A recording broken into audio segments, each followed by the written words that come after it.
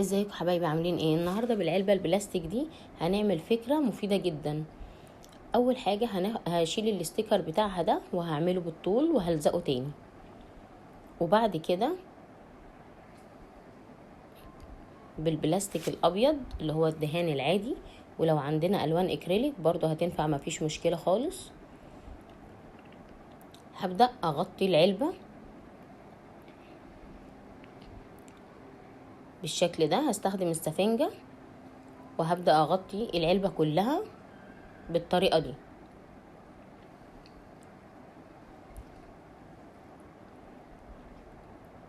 كده. تمام. بنفس الطريقه كده هبدا اكمل لحد ما العلبة كلها تتغطى باللون الابيض اللي معايا. وممكن طبعا لو عايزين اي لون تاني، طبعا كل واحد هو ايه واختياره يعني.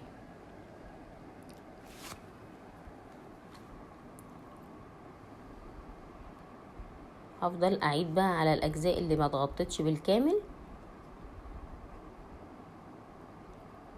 كده. تمام.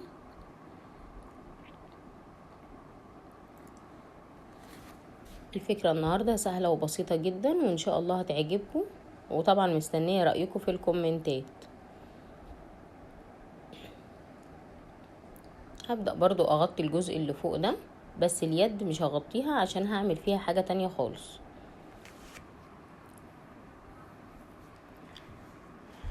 كده تعتبر العلبة اتغطت معايا بالكامل ما عدا اليد بتاعتها. هستنى شوية لما تنشف بالشكل ده.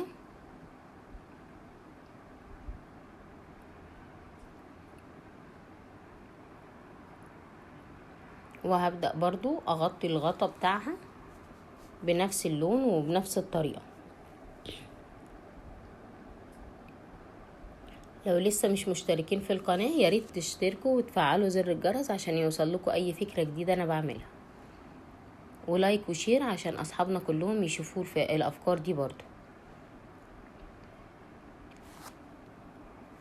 هغطي كده الغطا بنفس الطريقة اللي انا غطيت بيها العلبة زي ما قلت لكم.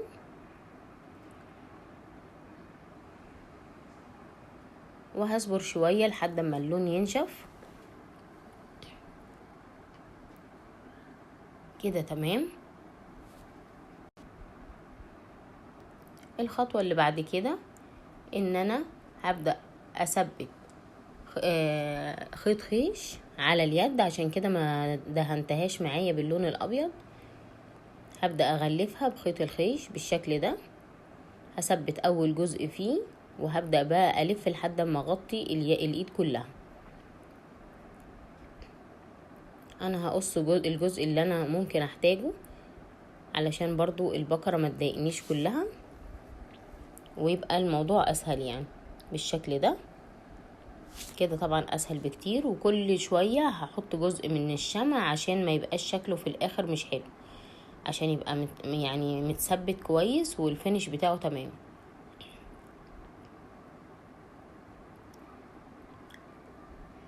هفضل اعمل كده لحد ما الايد معايا تتغطى بالكامل بخيط الخيش بالشكل ده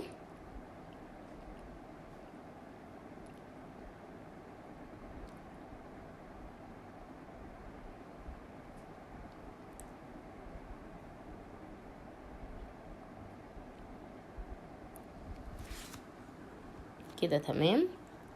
وفي الجزء اللي في الاخر ده هبدأ برضو اثبتها بمسدس الشمع زي ما عملت في اول حتة،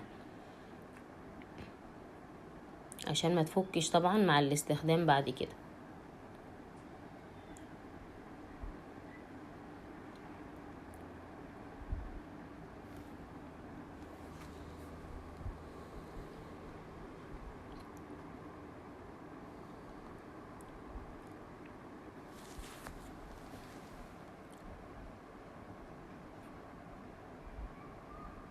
تمام كده.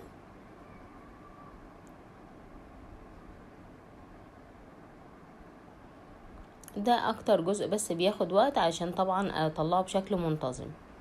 وفي الاخر دي الجزء اللي انا مش هحتاجه هشيله واثبت الطرف من هنا بمسدس الشمع بالشكل ده. كده تمام.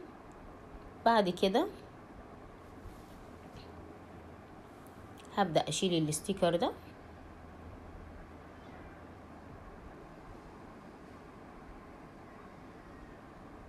علشان يبين الحاجة اللي انا هحطها جواه. ودي خرزة خشب هثبتها كيد للغطا،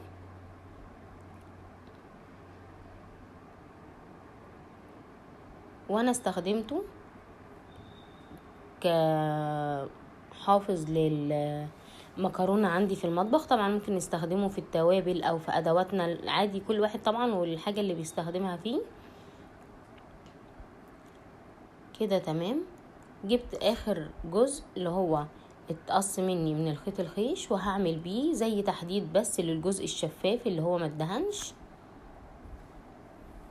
كده تمام. وهثبته بالشكل ده عشان اي زوايد في اللون او اجزاء مش متساوية طبعا الخيط ده هيداريها.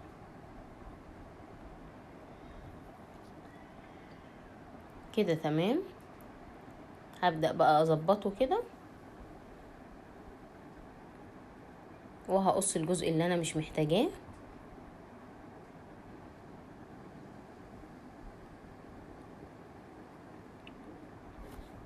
وده بقى شكله النهائي.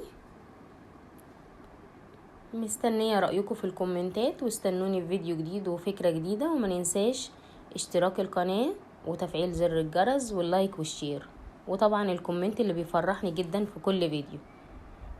باي باي.